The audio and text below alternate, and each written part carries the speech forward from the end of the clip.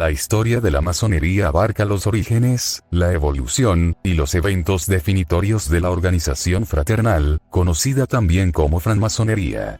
Las dos dificultades que enfrentan los historiadores son, la escasez de material escrito, y la desinformación generada por los masones, y no masones por igual desde los primeros años. El tema de la masonería quedó durante mucho tiempo librado a aproximaciones poco rigurosas, incluso, a la fantasía de diletantes, y fue abandonado por los sociólogos e historiadores profesionales. La masonería solo se constituyó como objeto de investigaciones científicas a partir del año 1950, y hasta el 1960 en Francia. El origen de la masonería ha generado muchas leyendas apócrifas, y una suerte de folclore que obstaculiza el conocimiento de la verdad y que oculta, en muchos casos, la carencia de formación científica o la voluntad de manipulación ideológica de los impulsores de tales relatos. Estos mitos remiten a una invención de la masonería que, más que del pasado, hablan de la época o las circunstancias en que fueron inventados. Actualmente se sostiene la teoría de la invención, la cual expresa que el surgimiento de la francmasonería fue consecuencia del fervor asociativo, y del espacio público independiente de la corona, y de la iglesia que se fue generando en Europa desde el advenimiento de la era de la Ilustración, con la consiguiente revolución científica, y la revolución asociativa. Fue, al mismo tiempo, la primera expresión de una sociedad civil internacional.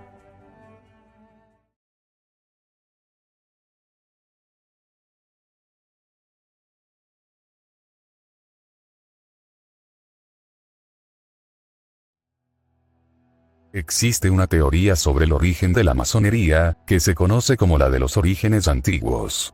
El texto fundador de la masonería, las Constituciones de Anderson, fue redactado por el pastor presbiteriano escocés, James Anderson, y el exiliado protestante francés, Jean de Sagulliers. La edición inglesa del año 1723 fue modificada, e impresa 4 veces entre los años 1723 y 1784. En Pensilvania, Benjamin Franklin imprimió y difundió el texto por primera vez en el año 1734. El texto se fue acrecentando, evidenciando progresivamente cierto imaginario social. En su primera versión tenía 110 páginas, pero en la última alcanzaba las 484. La masonería nació entre historia y memoria. El texto fundacional del año 1723 procuraba una identidad y legitimidad para la reciente cofradía. En la introducción de las Constituciones, el editor, un exiliado francés protestante, que a la vez era el vicegran maestre de la Gran Logia de Londres, aseguraba que presentaba una relación fiel y exacta de la masonería desde el comienzo del mundo. A través de un relato, la joven masonería se presentaba como heredera de una tradición inmemorial, que hundía sus raíces en el mito de la época de la creación del mundo, derivado del relato bíblico, fijado en el año 4003 a.C.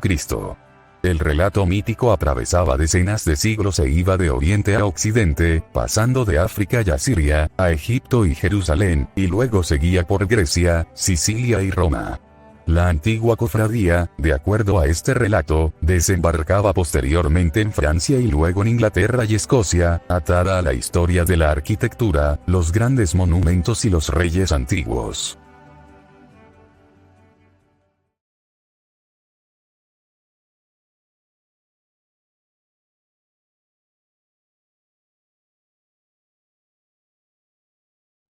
Otra teoría sobre el origen de la masonería, es la que trata de demostrar sus orígenes medievales.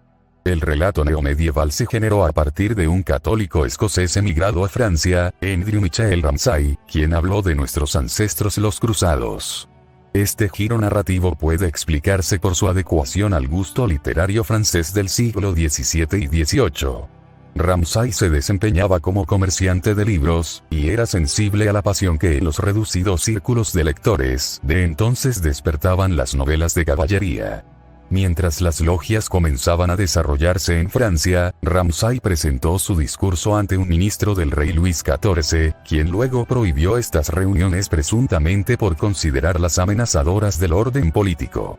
Un pedido de Ramsay para que se levantara la medida fue desestimado, aun cuando indicó que la cofradía deseaba servir a la religión, al Estado y a las letras.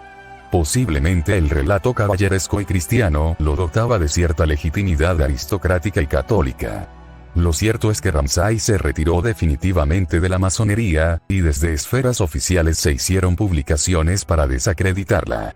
El discurso de Ramsay, pese a su fracaso, estaría destinado a popularizar en el tiempo la idea según la cual la masonería no era una fraternidad civil sino una orden de caballería.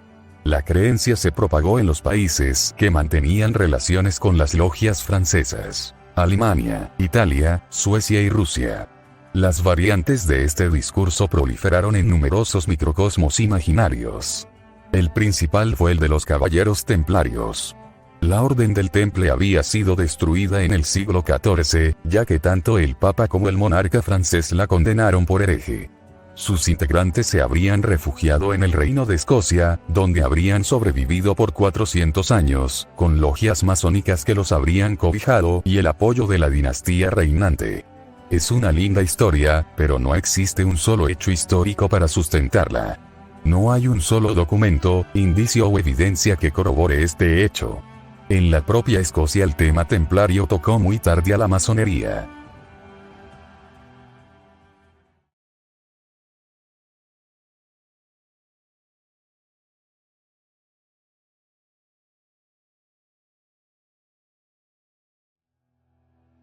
La tercera teoría que comentaremos es la de la transición, nacida a fines del siglo XIX.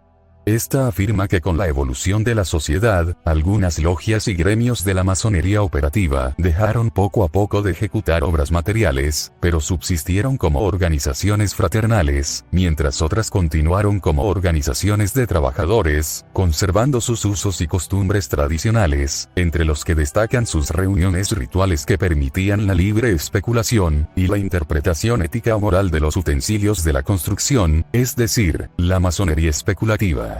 Para este relato, que ofrece múltiples variantes, las logias de la masonería operativa, más que incorporar miembros aceptados, subsistieron gracias a la transmisión del oficio, generalmente de padres a hijos, o capacitando aprendices. Se sostenía que habían sido aceptados en los gremios intelectuales, quienes aportaron sus inclinaciones sobre hermetismo místico, matemáticas y geografía. Un nuevo espíritu filosófico se fue apoderando de estas estructuras, y entre tradición y modernidad, pasaron de ser talleres profesionales a grupos filosóficos. La investigación científica demostró que no hay relación sustancial entre estas corporaciones de oficio y la masonería actual, la que como asociación civil nació a fines del siglo XVIII. Las corporaciones medievales y las logias modernas fueron dos fenómenos distintos, que pese a algunas similitudes no guardan continuidad. Es insostenible que una red secreta de logias iniciáticas haya sobrevivido durante siglos en perfecta continuidad, sin ser detectadas por historiadores profesionales. En Inglaterra nunca se desarrollaron logias corporativas permanentes estructuradas en una red nacional. Para fines del siglo XVII ya eran organizaciones moribundas. Las logias operativas inglesas permanecieron activas hasta su desaparición, y no evolucionaron hacia una masonería especulativa. De 68 corporaciones de constructores patentadas en Londres de 1712, ninguna intervino en la invención masónica. En Francia, los collegia romanos se extinguieron con las invasiones bárbaras, pero las corporaciones de compañeros aparecieron en el siglo XV, sin relación con las catedrales del siglo XII. Posteriormente, el término compañeros comenzó a designar una categoría de obreros contratados por un maestro de obra. Hacia el siglo XVII las asociaciones de compañeros intercambiaron leyendas y símbolos para integrarlos a sus prácticas, pero no hubo mucho más. En el territorio germánico, las guerras de religión y las transformaciones técnicas dejaron progresivamente obsoletas las logias de constructores iniciadas en el XIII, si bien algunas subsistieron hasta los inicios del siglo XVIII. Según especialistas, no tuvieron ningún papel en el nacimiento de la masonería. Frente a los que señalan que Escocia puede haber sido un caso particular, es cierto que hay tradiciones corporativas más lejanas, y aún vivas. Dispersas por las guerras religiosas, las corporaciones escocesas se reconstituyeron en el siglo XVI, alentadas por la estabilización política y la renovación de las técnicas de construcción. Hacia 1599 nació una red nacional de logias operativas de constructores reguladas por un estatuto único. Exclusivamente profesionales, tenían códigos de reconocimiento, y funcionaban como sociedades de socorros mutuos. Estas agrupaciones aceptaron algunos protectores poderosos. Sin embargo, apenas 21 logias corporativas fundadas en el siglo XVII sobrevivieron. La experiencia escocesa permaneció aislada, mientras Escocia no mantenía relaciones con Inglaterra. La existencia en Edimburgo o en otros sitios de logias corporativas del siglo XVII que aceptaron socios protectores poderosos, no explica la aparición de la masonería en el sur de Inglaterra en el siglo XVIII. La teoría de la transición aparentaba ser la más seria y contrariamente a las demás parecía fundamentada en elementos materiales reales. Pero esta teoría colapsó, y ha sido suplantada por la teoría de la invención.